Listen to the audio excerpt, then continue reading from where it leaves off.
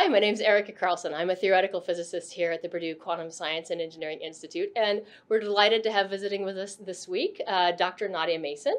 Professor Mason is a professor at the University of Illinois at Urbana-Champaign. She's also director of the Illinois Materials Research Science and Engineering Center, and we're delighted to have you visiting with us. And so one of the first things we want to ask you is, why are people so excited about quantum right now?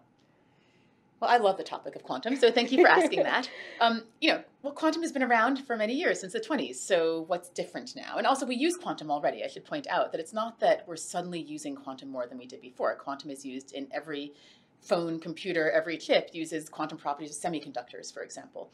I think that what changed is that we've suddenly reached a tipping point in terms of being able to use quantum properties in different ways than we used them before. So before we used the fact that atoms are quantum mechanical to have semiconductors. Now we can use the fact that atoms are waves to superimpose them and use them in quantum computing. So I think that things like quantum computing, which use different sorts of quantum properties, things like quantum information, which also use different sort of quantum properties, particularly the wave properties, but for really macroscopic purposes, have reached a point where it's feasible.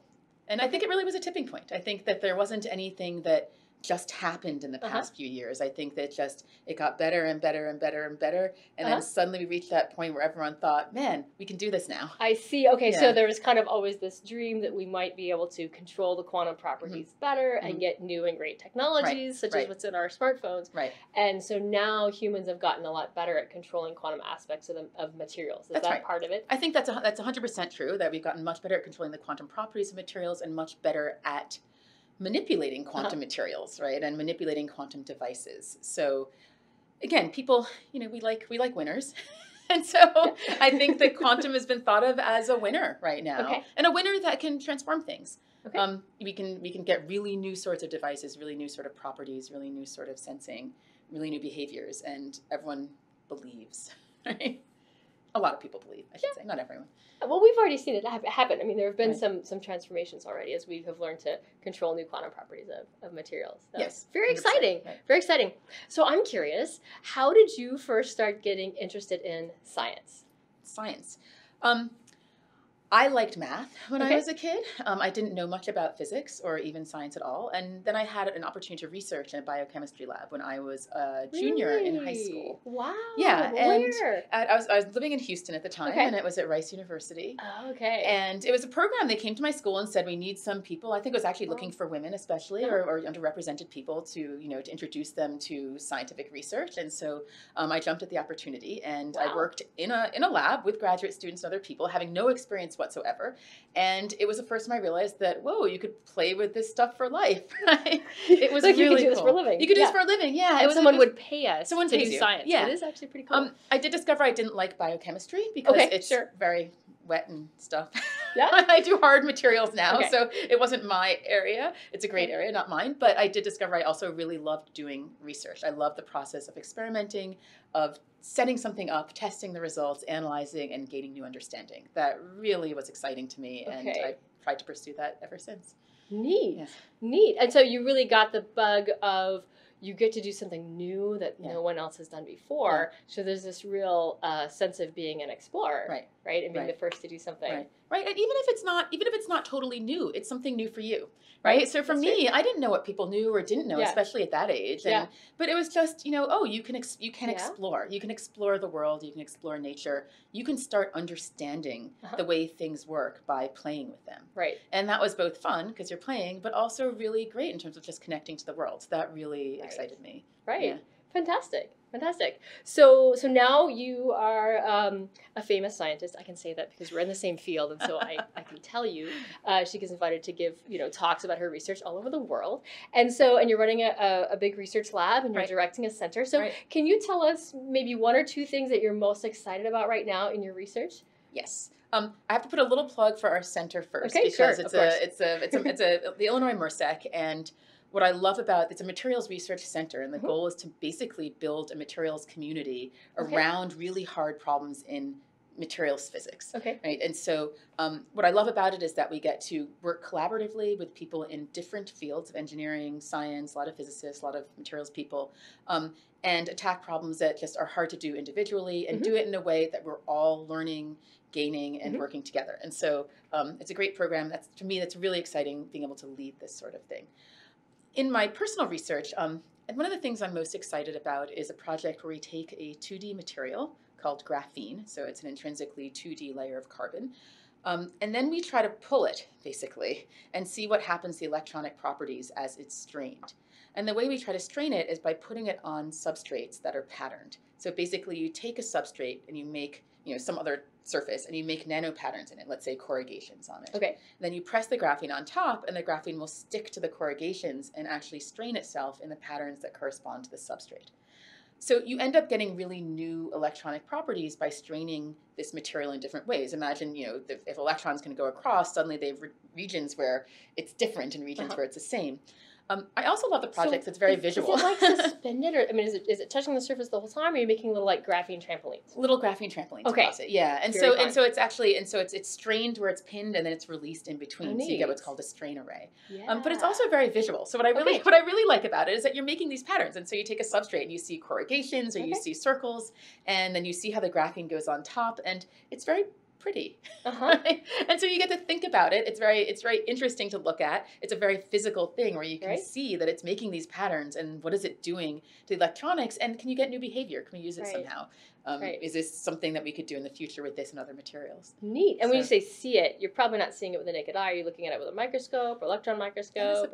Excellent point. I am so ingrained in physics that I do mean we're not seeing it with the naked eye. The things that we're looking at are smaller than the wavelength of light. And so you cannot see this with the naked eye. There are generally corrugations on the scale of something like hundreds of nanometers, a billionth of a meter. So we use atomic force microscopes to look at it. This is equipment that basically drags a very sharp tip across a surface and looks at the very small surface interactions to get the height. So if you haven't heard of an atomic force microscope before, you're going in and you're touching individual atoms, right? You can find an atom here and find an atom there. It's not quite at the atomic scale. So atomic force microscopes are really they're laterally at the sort of nanometer scale, so maybe 10 atoms across. All right. Vertically, they're looking at the very, very tiny electronic forces between materials, the van der Waals force. Yeah. And so they're extremely sensitive at the sub-nanometer scale, but still not quite individual atom. Yeah. But there are microscopes like electron microscopes where instead of using light to hit the material, you use electrons, which are smaller effectively to hit the material, and then you can see at the atomic scale also. Neat. We've also been looking at that. Neat. And you're studying the electronic properties. We're studying electronic properties. So at the end of the day, everything I do is basically looking at, it's all the same. That's like taking a multimeter and putting the probes across it. That's basically, if you go home and you have one of those things that you check whether your battery's still good, that's what I do, just with quantum materials. Right. So, with much more sophisticated equipment than my battery tester at home. Yeah. But the principle is the same. Right. So we put the probe across and we drive an electrical current and measure the electrical resistance, and then see how that resistance changes as a function of these surface variations that we put on, or as a function of temperature at low temperatures. And we are definitely looking for things like, are there quantum mechanical properties that are evident in how this resistance changes? And they are, because you can see interference patterns and you can see new sorts of behaviors emerge in these cases. Neat.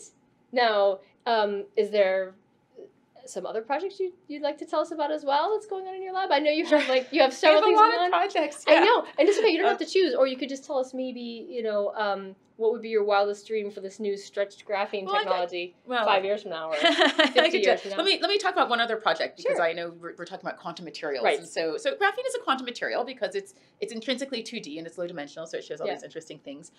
We are also looking at what are called topological materials and superconducting materials. Superconductors, I don't know if you've talked about before on we this. haven't. You should tell people. Superconductors are materials that, as you lower the temperature, they get to a point where they have zero electrical resistance. So a normal metal has resistance, and that's why when you have a computer chip and it has interconnects, those are resistive, and they give off heat when a current is put across it. So the power is related to the resistance of this material. And I just looked up yesterday that for the new Pentium processor, if you look at the heat dissipated just by the wires, not by anything else, just by the wires, it's something like 25 watts. okay? Wow. Which is actually, okay, so that's enough to power a couple LEDs, a ceiling fan, and you may think that's not a ton of power, but we're talking about in a tiny little square centimeter, and now we're talking about billions of these, right? And that's just the wires, right? So power dissipation is this huge issue in wires, which is why we turn to things like superconductors that have no electrical resistance and therefore don't dissipate any energy. The trick is that this happens at very low temperatures, way below room temperature, and so one of the goals is to try to increase a temperature at which you get this low power dissipation. What I do in my lab is look at it's trying to make different sorts of materials superconducting. So if you connect a superconductor to something like this graphene I talked about, or to what we call topological materials, you can induce superconductivity in those, into what we call a hybrid system, and then get even newer types of states, right? So you can get a 2D superconductor by having graphene superconduct, or you can get a topological superconductor by connecting it to these new sorts of materials that have conducting surfaces and insulating bulks. And so we're doing a lot of studies of these sorts of materials, trying to see new behaviors in the hybrids. Fantastic. Thank you. Well, our time's up, but thanks for your time today, and I look forward to more great conversations with you this week. You are welcome. My pleasure. Thanks.